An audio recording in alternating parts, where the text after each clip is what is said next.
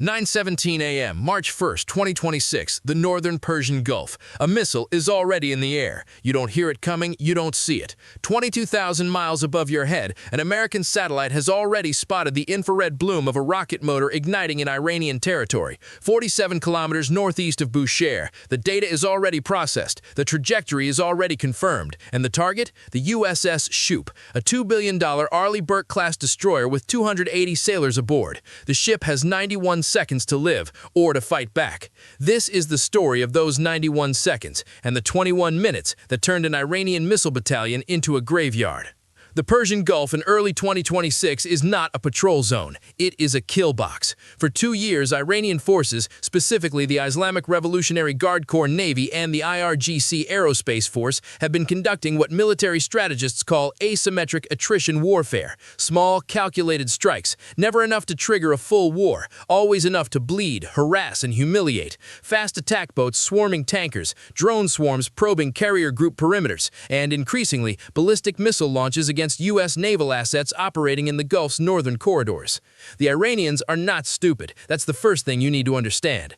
Their weapon of choice for this campaign is the Fateh-110, a road-mobile, solid-fueled, short-range ballistic missile, 8.9 meters long, 3,450 kilograms at launch, terminal velocity Mach 4. That's roughly 1,300 meters per second when it's coming down on your ship, and critically, it maneuvers. In its terminal phase, the Fateh-110 can make course corrections, degrading the effectiveness of predictive intercept algorithms. The Iranians spent years studying American missile defense doctrine and then engineered a weapon specifically designed to defeat it. The mobile launcher it rides on can fire and relocate in under 4 minutes. You kill the missile, you lose the launcher. That's the trap. 9:17:03 local time. A Defense Support Program satellite in geostationary orbit, one of a constellation of infrared sensing platforms positioned permanently over the Middle East, detected the heat signature of the Fateh-110 solid rocket motor igniting. The data hit ground stations in 0.8 seconds. Processing took another fraction of a second. By 09:17:03, alert signals were simultaneously illuminating screens at U.S. Space Command in Colorado, at CENTCOM headquarters in Tampa, and at 5th Fleet in Bahrain. Missile launch detected. Origin Iranian territory. Trajectory confirmed. Target USS Shoop. The clock started. The Shoop received the automated satellite warning at 09:17:07 via tactical data link, no human in the loop, machine to machine, 4 seconds after the missile left the ground. By 09:17:09, general quarters alarms were screaming through every compartment of the ship. At 09:17:14, the Shoop's own SPY-1D phased array radar, the ship's primary battle management sensor, capable of tracking over 100 targets simultaneously, confirmed the threat independently. Satellite data matched. The Fateh-110 was real. It was inbound. Time to impact, 78 seconds. Lieutenant Commander David Morrison, the tactical action officer seated in the ship's Combat Information Center, had trained for this moment hundreds of times. He authorized weapons release at 09:17:19, 5 seconds after direct radar confirmation. 5 seconds. That is the difference between instinct and hesitation, between survival and a $2 billion ship on the bottom of the Gulf. 2 SM-6 missiles launched from the Shoop's vertical launch sails at 09:17:22 and 09:17:25. Each SM-6 weighs 1,500 kilograms. Each costs $4.7 million. Each capable of intercepting ballistic targets at ranges exceeding 240 kilometers. They were the Shoop's best answer to a weapon designed to kill them. But here's what the Iranian engineers had counted on. At 09:18:21, the first SM-6 reached its calculated intercept point, and the Fateh-110 wasn't there. In its terminal phase, the Iranian missile had executed a course correction, a slight adjustment of its descent angle, just a few degrees. The SM-6's predictive guidance had calculated where the missile should be. The Fateh's onboard systems took it somewhere else. The interceptor passed 30 meters behind the target. 30 meters, the length of a tennis court, the margin between a kill and a miss. At 09:18:24, the second SM-6 engaged. Its seeker had tracked the maneuver. The geometry was converging. Proximity detonation. The SM-6's warhead detonated 12 meters from the Fateh-110. Fragments tore into the Iranian missile airframe. Structural damage. Guidance disruption. The Fateh-110 began to tumble, but it kept coming. Wounded, spinning, shedding debris at Mach 4, and still descending towards the Shoop.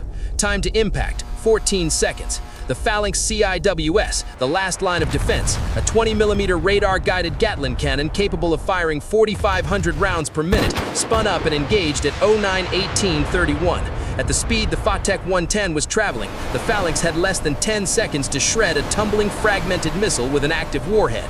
Tungsten rounds reached out towards the target. Some connected. The tumbling worsened. The fragments multiplied. At 09:18:44, the Fateh-110's warhead detonated, not from a direct kill, but from impact with the sea surface, 23 meters from the ship's port side. 23 meters. The underwater shockwave hit the hull like a freight train. The ship heeled hard to starboard. Sailors were launched from their stations. Pipe seams split. 2 compartments flooded. The port propeller shaft, a steel assembly weighing several tons, warped from the transmitted force. 4 sailors were injured, none fatally. The ship had survived, barely. Captain Jennifer Walsh reached the bridge at 09:19:12, 28 seconds after detonation. She assessed her ship in seconds. Propulsion degraded, hull compromised but holding, crew injured but alive, weapon systems fully intact. At 09:19:31, she gave the order that would define the next 21 minutes. Weapons: target the launch site. 4 Tomahawks, fire immediately.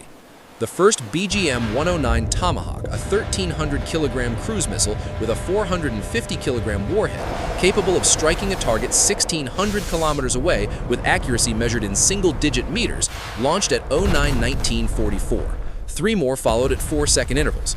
Walsh then transmitted to 5th Fleet, ship damaged but combat effective, counterstrike initiated, requesting expanded target package. Vice Admiral Richardson read that message at 09:21. He didn't hesitate. The mobile launcher was almost certainly already relocating. You couldn't catch it with a counter-battery strike alone, but a launcher without fuel, without ammunition, without orders, without a base to return to is just a truck. Richardson authorized a target package that went far beyond the launch coordinates. 5 targets. Total destruction of the Fateh-110 battalion's operational infrastructure. What followed was 21 minutes of systematic annihilation. The cruiser USS Lake Erie, the destroyer USS McFall, the destroyer USS John Paul Jones, combined salvo 20 Tomahawk cruise missiles. By 09:52, the 12th Missile Battalion's deployment base was rubble. 2 ammunition storage facilities, including one holding an estimated 30 to 40 Fateh-110 missiles, were burning. The IRGC's Regional Command Center, which coordinated all Iranian military operations across the northern Gulf sector, had ceased to exist. The Brigadier General who commanded the region was dead, an estimated 120 to 160 Iranian personnel killed. The launcher that fired at the ship, it survived. It escaped into the Iranian interior. It never fired again. Its base, destroyed. Its ammunition, ash. Its command chain, decapitated. Its fuel, burned for 6 hours. Survival without purpose is not victory. It is just waiting for the end. In the hours after the strike, oil futures climbed 4.3%. Lloyd's of London suspended Gulf shipping insurance assessments. Intelligence analysts in Beijing, Moscow, and Riyadh were reviewing the satellite data. Not the Iranian losses, but the timeline. 91 seconds of defense, 21 minutes of retaliation. Total response window from first impact to regional infrastructure destruction, under half an hour. This is the doctrine that now governs the Persian Gulf.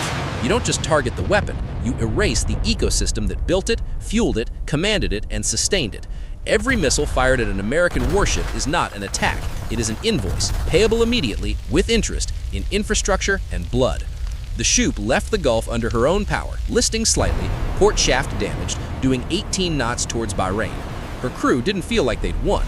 But somewhere in the Iranian interior, a missile crew sitting in a truck with no orders, no fuel, and no base to return to knew exactly what had happened. The question isn't whether the next launcher fires. The question is, does whoever's left in Tehran's command structure believe the exchange rate is still worth it?